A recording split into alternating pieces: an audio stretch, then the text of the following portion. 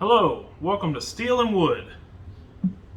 So today I'd like to talk about how to prepare a brand new out-of-the-box rifle for going to the range.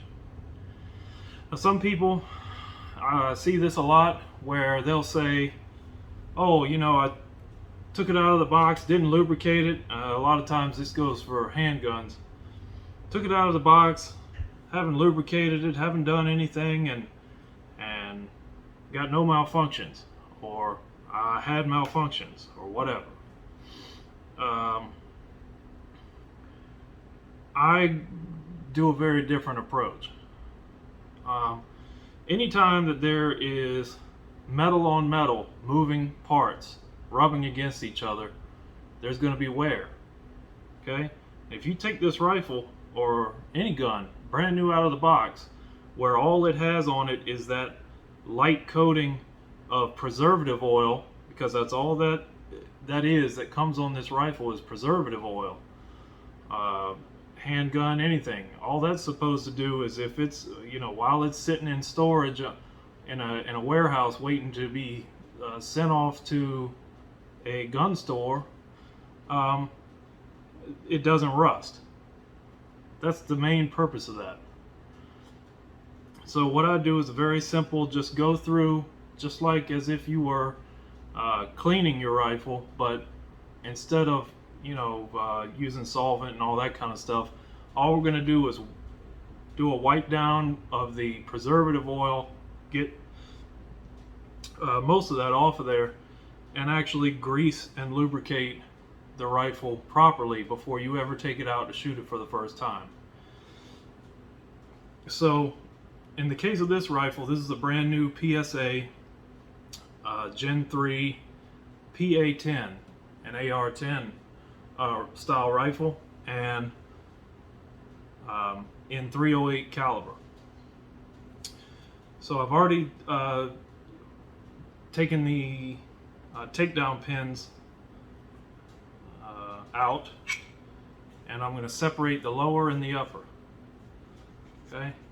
From there, all we need to do is pull the bolt, carrier group, and bolt out, and the charging handle. Now this is why you have to do this before you ever go out to shoot this for the first time. Even though this is just a bolt, charging handle, this is bone dry.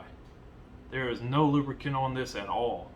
And rubbing up and down this channel, if you're racking the charging handle, you're going to start to really wear the interface between the charging handle and the upper receiver if you don't have it lubricated. May make it rougher than it already is. So what I will first do is, on the inside of this upper receiver, I don't really see much preservative oil, so this would probably be okay just to leave as is. We want to focus on our moving parts, things like springs that rub together and that sort of thing. So with that, we go on to our lower receiver. In our lower receiver, we have several springs that I would personally lubricate. Now remember, you don't want to drop this hammer onto the actual lower receiver itself full force. Okay, so that's why you saw me lower that down. But inside of here, you have these springs here, and you also have the actual hammer springs.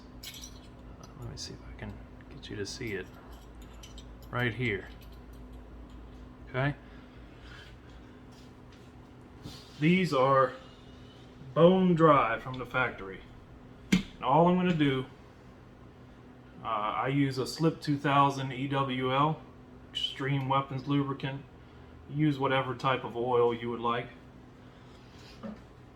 all I'm going to do is just wipe this down of the preservative lubricant that's on there.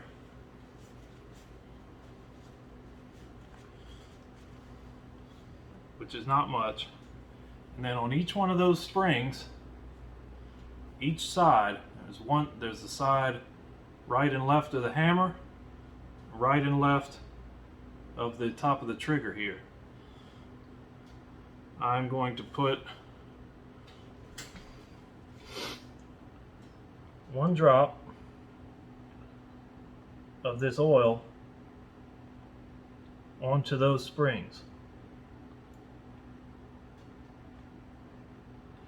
where the actual coil itself is, not where the legs are that are sticking out.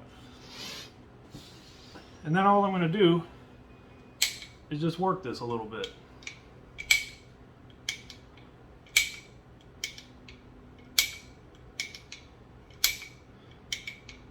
Now, any excess oil is just going to work itself out, whether it be down the trigger or like I have some working itself out right now where this pin is. I'm just going to work this trigger a few times, and that makes sure that this oil gets spread in between the coils of the spring, and that the coils are not rubbing up against each other with no lubrication, possibly leading to premature wear. Any of this excess oil, just going to wipe off.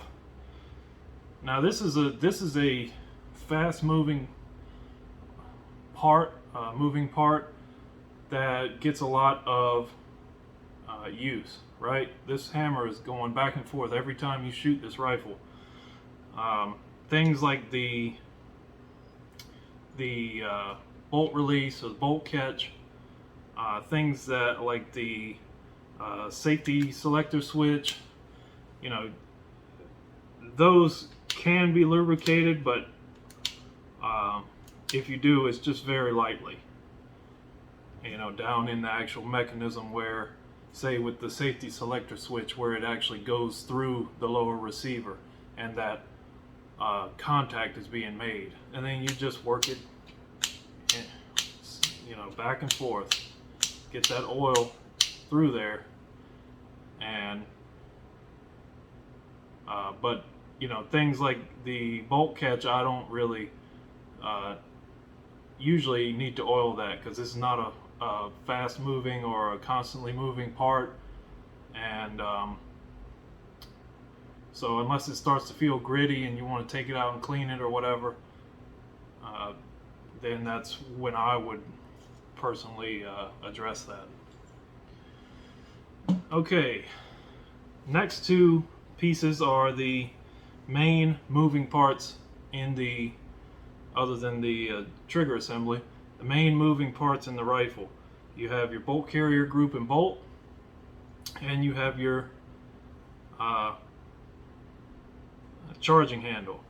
Now the charging handle is not something that's all, you know, moves all that much, but when you do grip it and rip it, you want it to be nice and smooth, right? As smooth as it can be, and not get kind of bound up and everything like this one has been doing since it's dry. So let me get my camera in a better position and we'll start that. Okay, so the way that I lubricate my bolt carrier group and bolt and my charging handle may be different than a lot of people do it. This is just the way that I do it. You can look online, there's plenty of videos on how to lubricate these, and try some different ways out and see what works best for you. This is where we get into grease. What I use is the Extreme Weapons grease from Slip 2000, and I will first disassemble this bolt carrier group. So I'll push out cotter pin here. This does not really need lubrication other than a little bit of oil to keep it from rusting. Get our firing pin out. Now you notice This firing pin, well, you probably can't see it, but this firing pin, I'm looking at it now, has a preservative oil on it. So like I said, I'm going to wipe this preservative oil off. And a lot of people tell you to run these dry so that they don't attract carbon fouling or dirt or anything, because everything that you lubricate is going to cause particulates, dirt, or fouling to stick to it. So that's why we don't, cover the whole gun in oil or grease or whatever. And certain parts you don't. I'm kind of torn on this. Usually on my ARs or my semi-automatic rifles, since I clean these every time I come back from the range, I do put a light coating of oil on this, just to keep it guaranteed from any kind of rusting, just sitting at home. But things like my bolt action rifle, which I don't clean every time I go to the range, that one I don't oil, because the amount of rounds I go through before I actually clean that rifle would probably make the firing pin very gummed up and dirty. So the next thing, we'll take our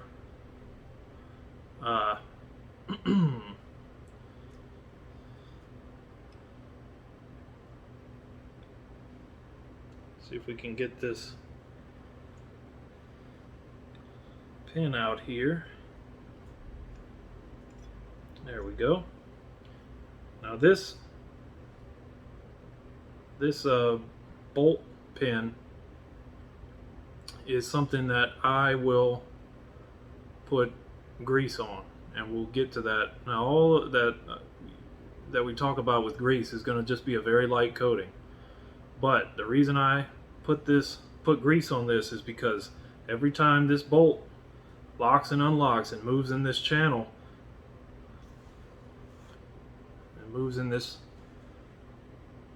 right here, every time it locks and unlocks, it moves. It slides back and forth in this channel. And so you want to have a buffer of lubrication between those two pieces of metal moving against each other. And then we have the bolt, and just looking at it from the factory oil, it's got some filthiness to it already. So like I said, we'll take all these components, wipe them down of that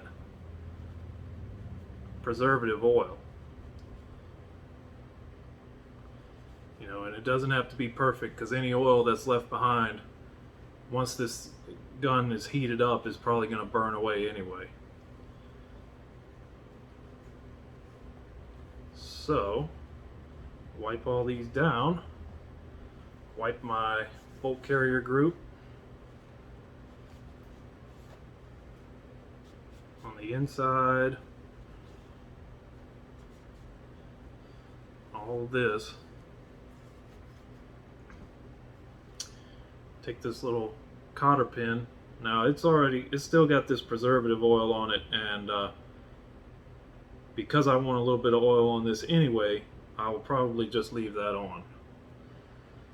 So, easiest way to tell where you need oil, especially on a if you don't, if you have a silver or stainless steel bolt carrier group or something like that, you may not be able to tell. But the ones that bolts and that sort of thing that have a coating on them, look for the shiny spots. Even coming brand new from the factory, there's a shiny spot right here where they've test fired it and already worn some of this coating off. Same thing on this side. Okay, same thing on the underside. This part right here is what actually recocks the hammer as it's moving backwards. So this is sliding along the top of the hammer every time it moves back and forth. Now these grooves here are just for the feed lips of the magazine. If you imagine, here's your magazine, and this is riding over top of the feed lips. That's what those cuts are for on the underside. So those you don't have to heavily grease those or anything, or you just end up with a nasty magazine. But another thing that you don't really have to worry about greasing is the gas key. This gets extremely hot. It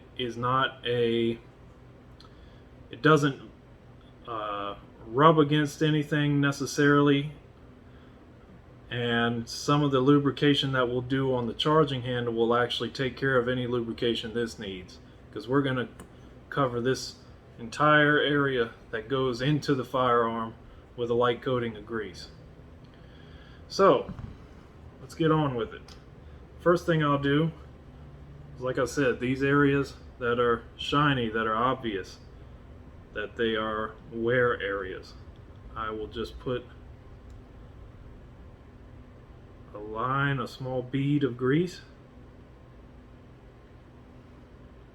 on all of these, and I'll just kind of rub it in with my finger. So just do a quick rub like this, rub here, and any excess you can just kind of spread around the area that it's in.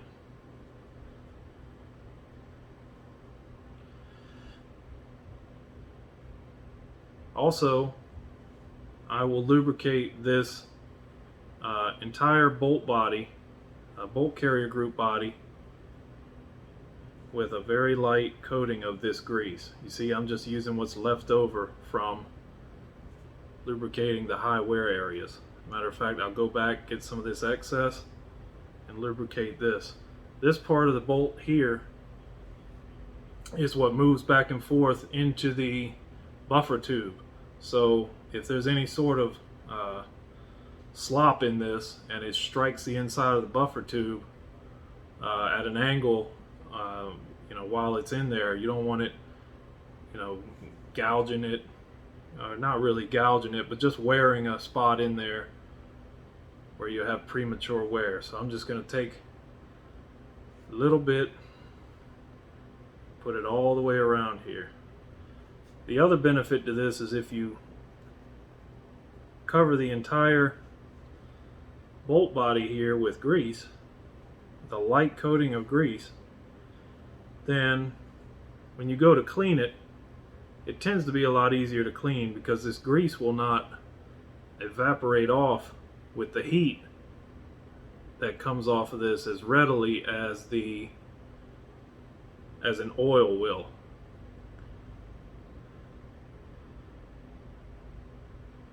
Okay, and I'm also going to put a little bit of grease on the inside of each side here, just kind of as a preservative. And this area on the outside facing the ejection port, you don't really need to grease this. You may put a very, very light coating. That's what I generally do, very light. But again, you don't want to attract a bunch of dirt and everything into there if you can help it. So basically, I've covered this entire bolt body here with a light coating of grease. Okay. Next thing I'll do is I will actually take each on the bolt itself. Now you want to keep the bolt face clean. You don't want to lubricate any of this, the actual flat face of it. But what I will do is take this grease and put a little dot behind every one of these locking lugs. And with that, because you got to remember, the back of your locking lugs are what is taking the force of the shot as far as the backwards, the rearward pressure, and is also as it locks into place, when it turns, your back of your lugs here are what are interacting with the barrel extension and the barrel itself. So I will spread that around, and I will also give the top, so the flats, some grease as well, because they will also come in contact with the barrel extension. You give those some grease and just give a light coat to this whole area, including your extractor here, just all over. Because remember, this area is really not going to be receiving the hot gases. All of that is going to be behind these gas rings, so on this side of the gas rings. So what do I do with the gas rings? Well, you see they're not coated in any sort of coating, right? So what I'll do is just drop 1 drop of oil on these rings and just kind of move them around, get that oil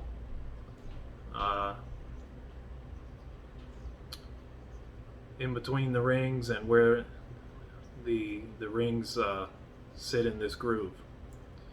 Now, some people will say, and they're probably right, that that'll just burn up as soon as you start getting the gun hot, but I still just like to give it a little lubrication because of the movement in and out of the bolt carrier group. Remember that these rings have the same sort of idea as the piston rings in your car. I mean, that's all these are. The rings make a seal between, in your car, the piston rings make a seal between the oil underneath, the gas and air mixture above the piston, and when combustion happens, it prevents any gas and hopefully, most of the carbon or anything else from going past those rings into your engine oil. Same thing happens here. You get gas on this side, and your rings here provide a gas seal so that you don't get the hot gases up towards the front of the bolt, and so this is a constantly moving in and out part, and you want to have these rings lubricated. Okay. Next thing is this pin here. I will apply a very small amount or a light coating of grease to this pin all the way around. It just needs to be on the actual cylindrical part, okay? Because this is where this moves in the channel here of the bolt carrier group. This channel right here. And we're almost done. There's just one more step, and that would be for me to put a light coating of oil onto the actual firing pin. Give it a little drop, and just with your fingers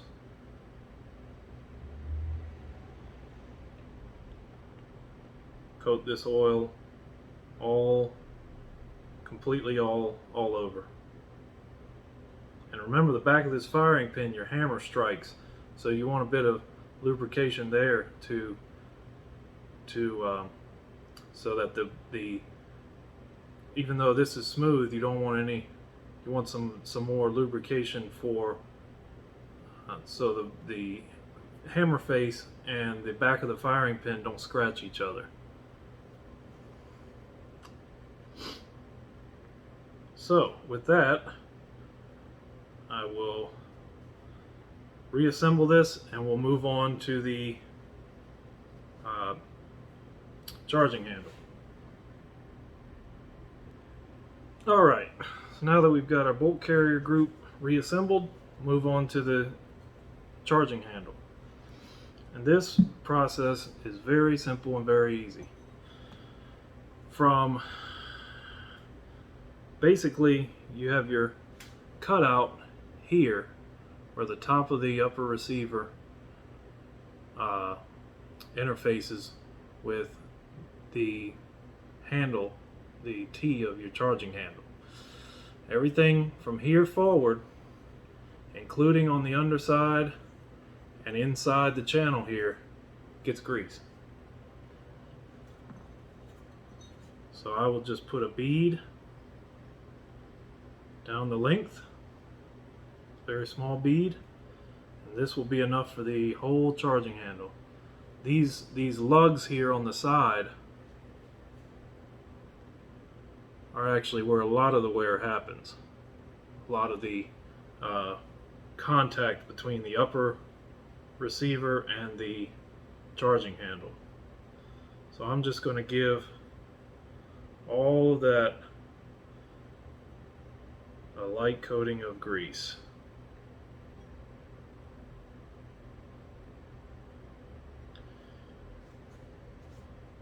And I will pay special attention to these lugs on either side.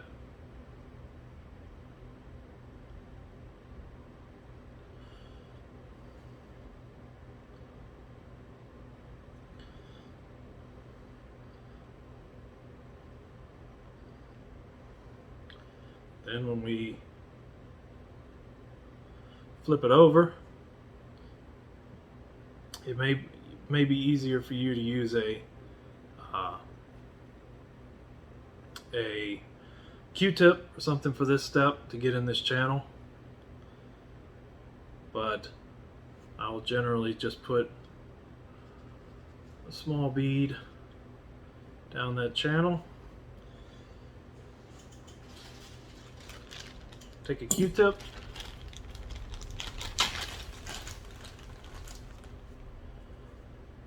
and just work it in.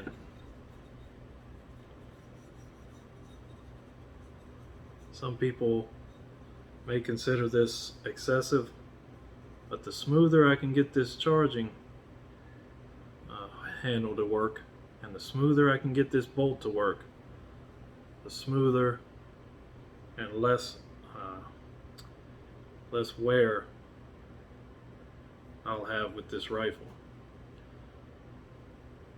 Okay, now all that has grease on it. Okay, and you can see it's just a light coat, nothing crazy, just a very light coat. Okay.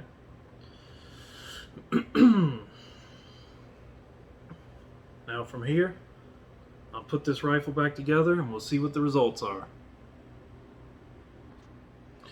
Alright, so I've got the rifle reassembled, and I'm just working this grease back and forth, working the action, and it already feels 10 times better.